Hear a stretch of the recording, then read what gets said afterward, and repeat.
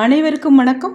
3/7/2026 வெள்ளிக்கிழமை அன்னைக்கு திருதியை திதி. அன்னைக்கு பார்த்திங்கன்னா வெள்ளிக்கிழமை, சங்கடகர சதுர்த்தி மற்றும் திருதியை திதி எல்லாம் சேர்ந்து வரக்கூடிய, அதாவது இந்த மூன்றும் சேர்ந்து வரக்கூடிய ஒரு முக்கியமான நாள்னே சொல்லலாங்க. இந்த வீடியோவை நீங்கள் பார்க்குறதுக்கு முன்னாடி நம்மளோட சேனலை ஃபாலோ பண்ணாமல் பார்த்துட்டு இருந்தீங்கன்னா ஃபாலோ பண்ணிவிட்டு பாருங்கள். உங்களோட ஃப்ரெண்ட்ஸ் அண்ட் ரிலேஷனுக்கு ஷேர் பண்ணி விடுங்க. நான் போடுற ஒவ்வொரு வீடியோவும் உங்களுக்கு உடனே வந்து கிடைக்குங்க. ஒவ்வொரு மாதத்துக்கான ராசி பலன்கள் மற்றும் முக்கியமான தகவல்களை நான் உடனே நான் போட்டுட்ருக்கேன். அதே போல் உங்களுக்கு உடனே கிடைக்கிறதுக்கும் நம்ம சேனலை நீங்கள் ஃபாலோ பண்ணி வச்சுக்கோங்க. அதே போல் லைக் பண்ணுங்கள், கமெண்ட் பண்ணுங்கள். திருதியை அப்படிங்கிறது என்ன அப்படின்னு பார்த்தீங்கன்னாக்கா, திருதியை அப்படின்னாலே 3 அப்படிங்கிறது பொருளுங்க. இது பார்த்திங்கன்னா அமாவாசை மற்றும் பௌர்ணமி நாளிலிருந்து வரும் 3வது நாள் தாங்க இந்த திருதியை திதி. அமாவாசைக்கு அடுத்து வர்றது பார்த்திங்கன்னா சுக்லபட்ச திருதியை அப்படின்னும், பௌர்ணமிக்கு அடுத்து வருவது பார்த்திங்கனாக்கா கிருஷ்ணபட்ச திருதியை அப்படின்னு சொல்லிட்டு அழைக்கப்படுதுங்க. இந்த நாளில் நம்ம செய்கிற நல்ல காரியங்கள், முக்கியமாக ஒரு சின்னதாக ஒரு நகை வாங்கினாலும், ஒரு துணிமணி எடுத்தாலும், ஒரு வீடு மனை போன்றவை வாங்கினாலும் அது மும்மடங்காக பெருகி அது நமக்கு பலன் கொடுக்கும் அப்படிங்கிறது தாங்க ஒரு ஐதீகம்.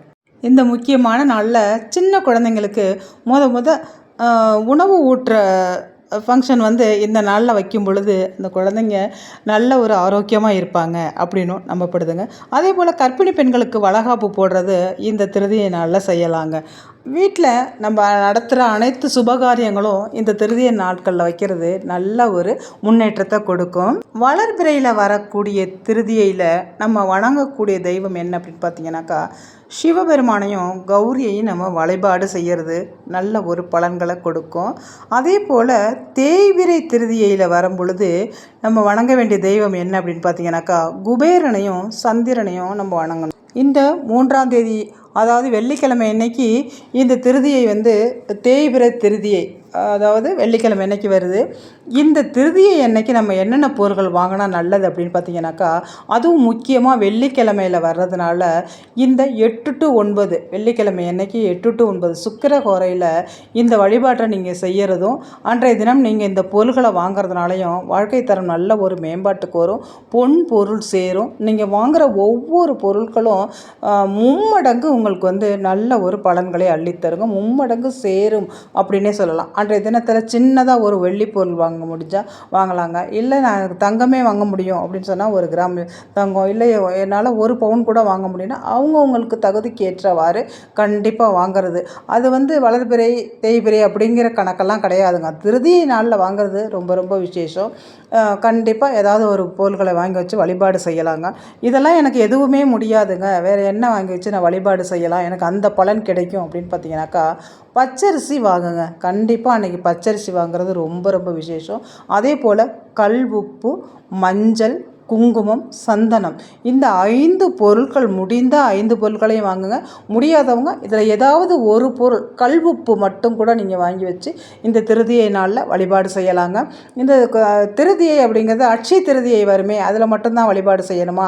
ஒவ்வொரு மாதமும் வருகிற திருதியை திதியில் நம்ம வழிபாடு செய்யலாமா? நான் வளர்பிறை பிறை 2 திருதியிலையும் செய்யலாமான்னா, கண்டிப்பாக மாதம் வருகிற திருதியையில் உங்களால் முடிந்த சின்ன பொருட்கள், அதாவது ஒரு கல் உப்பு, ஒரு பச்சரிசி, மஞ்சள், குங்குமம், எது வாங்க முடியுதோ அதை வாங்கி வச்சு உங்களோட வழிபாடை நீங்கள் செய்கிறது வாழ்க்கை தரம் நல்ல ஒரு முன்னேற்றத்திற்கு வருங்க. பொன் பொருள் சேரக்கூடிய அருமையான இந்த திதி தான் இந்த திருதியை திதி. அதனால் கண்டிப்பாக உங்களுக்கு என்ன அன்றைக்கி வாங்க முடியுதோ வாங்கி வச்சு உங்களோட வழிபாடை பண்ணுங்கள்.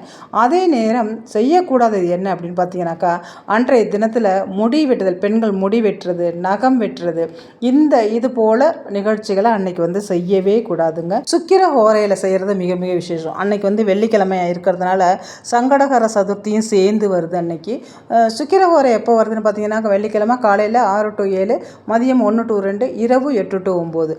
நீங்கள் இரவு 8 to 9 இந்த வழிபாடை உங்களால் என்ன பொருட்கள் வாங்கி வைக்க முடியுதோ பூஜை அறையில் விளக்கேற்றி வச்சுட்டு அந்த பொருட்களை வாங்கி வச்சு என்ன நெய்வேத்தியம் உங்களால் வைக்க முடியுதோ கண்டிப்பாக அந்த நெய்வேத்தியத்தை வச்சு இந்த திருதியை தினத்தில் உங்களோட வேண்டுதல்களை வைங்க.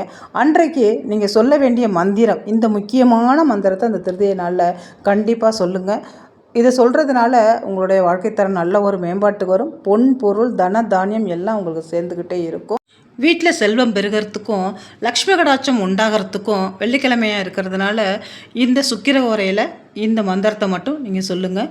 ஓம் ஸ்டீம் க்ரீம் ஸ்டீம் கமல கமலாயே பிரசீத் பிரசீத். ஓம் ஸ்டீம் க்ரீம் ஸ்டீம் மகாலட்சுமியை நமக அப்படிங்கிற இந்த லக்ஷ்மி மந்திரத்தை அன்னைக்கு பாராயணம் பண்ணுங்கள். உங்களால் எத்தனை முறை பாராயணம் பண்ண முடியுமோ கண்டிப்பாக அத்தனை முறை பாராயணம் பண்ணுங்கள். முடிஞ்சதுன்னா நீங்கள் எப்பொழுதும் எழுதுகிற நோட்டில் கூட ஒரு 9 முறை இந்த மந்திரத்தை எழுதுங்க. இதனால் பார்த்தீங்கன்னா கண்டிப்பாக உங்களுக்கு தனம் தானியம் சேரும். வாழ்க்கை தரம் நல்ல ஒரு மேம்பாட்டுக்கு வரும். செல்வ வளம் அதிகரிக்கும். அமைதி கிடைக்குங்க. அதே போல் குலதெய்வத்தின் ஆசையும் அன்றைக்கி உங்களுக்கு கிடைக்கும். இந்த வீடியோ உங்களுக்கு யூஸ்ஃபுல்லாக இருந்துச்சுன்னா உங்களோட ஃப்ரெண்ட்ஸ் அண்ட் ரிலேஷனுக்கு ஷேர் பண்ணி விடுங்க. நான் இன்னொரு வீடியோவில் உங்களை சந்திக்கிறேன். இந்த வீடியோ பார்த்த அனைத்து நல்லுள்ளங்களுக்கும் நன்றி.